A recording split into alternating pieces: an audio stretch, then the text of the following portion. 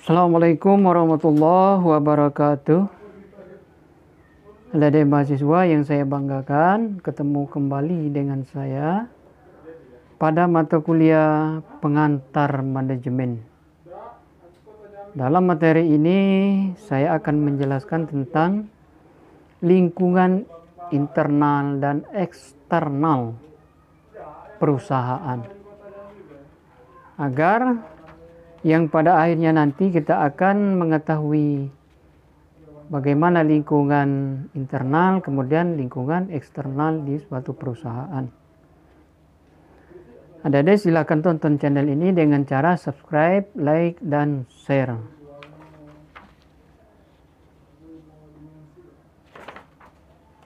Sebelumnya kita harus mengerti faktor internal.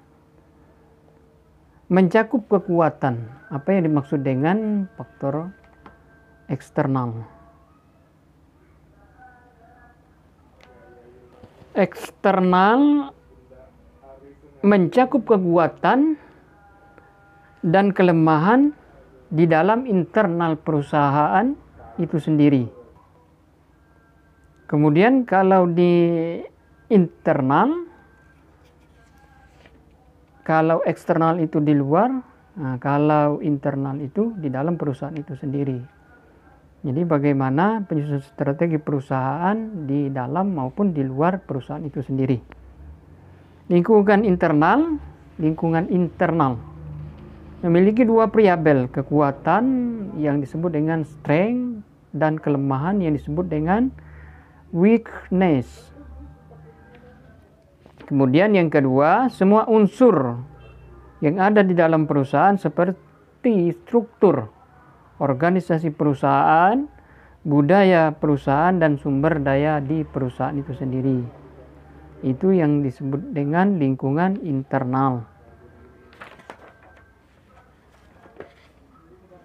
Lingkungan internal, lingkungan di dalam perusahaan yang perlu diidentifikasi kekuatan ataupun kelemahannya.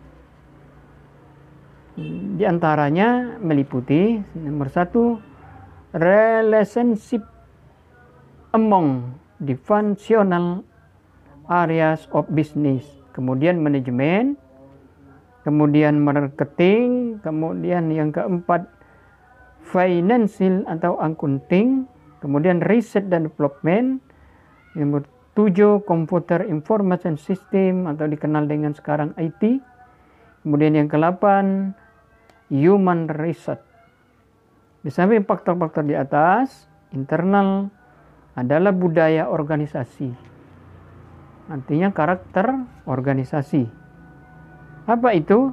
Menjunjung nilai-nilai luhur standar, etika, moral atau ilmu pengetahuan dan profesi. Kemudian yang kedua, membantu pengembangan manusia secara optimal di lingkungan pendidikan maupun di masyarakat.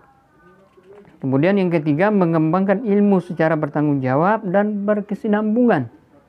Kemudian yang keempat, mengembangkan ilmu bagi kepentingan dan kesejahteraan umat manusia. Yang kelima, memperlakukan manusia sesuai dengan martabat dan harkatnya. Kegiatan utama aktivitas perusahaan meliputi logistik ke dalam, kemudian operasi, kemudian logistik keluar, kemudian pemasaran dan penjualan, pelayanan. Fungsi penunjang kegiatan pendukung perusahaan meliputi pengadaan, pengembangan teknologi, manajemen sumber daya manusia, infrastruktur perusahaan. Kemudian ada faktor-faktor kelemahan. Robinson 1997 sampai pada halaman 238 mencakup dalam bukunya faktor-faktor kekuatan kelemahan potensial. Nomor 1 pemasaran. Kemudian keuangan accounting. Kemudian yang ketiga, produksi, operasi dan teknik. Kemudian yang keempat, personalia.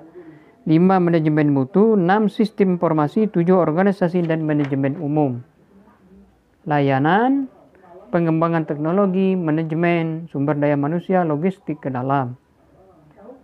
Evaluasi faktor-faktor strategi internal membandingkan kinerja dengan masa lalu.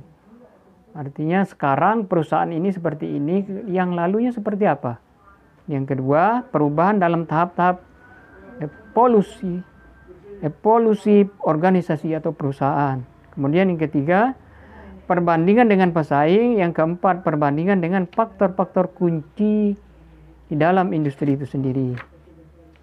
Kita juga harus mengenal faktor eksternal. Kalau yang tadi faktor internal. Kalau eksternalnya seperti apa? Faktor eksternal pada intinya merupakan faktor-faktor yang bersumber dari luar organisasi dan biasanya timbul terlepas dari situasi operasional yang dihadapi oleh perusahaan yang bersangkutan, akan tetapi mempunyai dampak dan proses manajerial dan operasional dalam organisasi perusahaan tersebut. Faktor-faktor eksternal diantaranya pertimbangan-pertimbangan ekonomi, perkembangan global ekonomi contohnya. Kemudian pertumbuhan ekonomi itu sangat tergantung perusahaan atau usaha yang akan kita lakukan. Kemudian kehadiran korporasi multinasional, pesaing, artinya perusahaan yang seperti kita yang bermunculan, kemudian kejutan di bidang energi, kemudian pendanaan dan segala macamnya. Kemudian yang berikutnya ada bagian politik. Artinya ketentraman politik berpengaruh sangat tergantung terjadi stabil tidaknya politik. Jadi perkembangan industri atau perusahaan yang kita punya itu tergantung kepada kestabilan politik.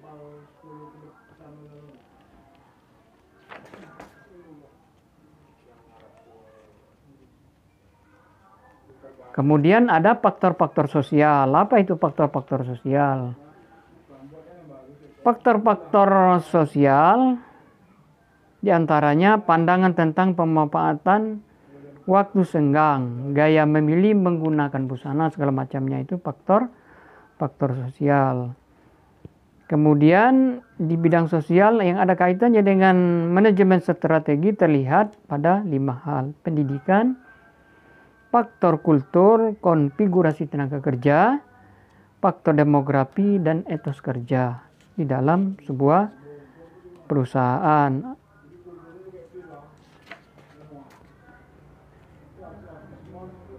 Pakar manajemen strategi menyoroti 5 hal dengan kondisi industri yang harus dikenali diperhitungkan, yaitu ancaman dari pendatang baru. Jadi kalau kita punya perusahaan atau usaha, ini yang jadi ancaman kita adalah pendatang yang sama, yang sejalan atau setipe dengan kita. Kemudian faktor pemasok, ya artinya kita punya barang, punya bahan baku yang dari mana, perusahaan mana yang memasuk ke perusahaan kita. Kemudian faktor pembeli, ya pelanggan kita. Kemudian produksi kita tentang apa, produksi kita sejauh berapa kekuatan mesin, kekuatan produksi kita. Kemudian persaingan. Faktor lingkungan eksternal. 1, kedudukan kompetitif perusahaan. Nah, itu yang perlu kita lakukan. Kemudian ada faktor penyandang dana. Kemudian bagaimana dengan ramalan lingkungan? Para pengambil keputusan memiliki pengembangan keterampilan memperkirakan, meramalkan perubahan-perubahan yang akan terjadi di eksternal. Langkahnya memilih berbagai variabel yang bersifat kritikal bagi perusahaan.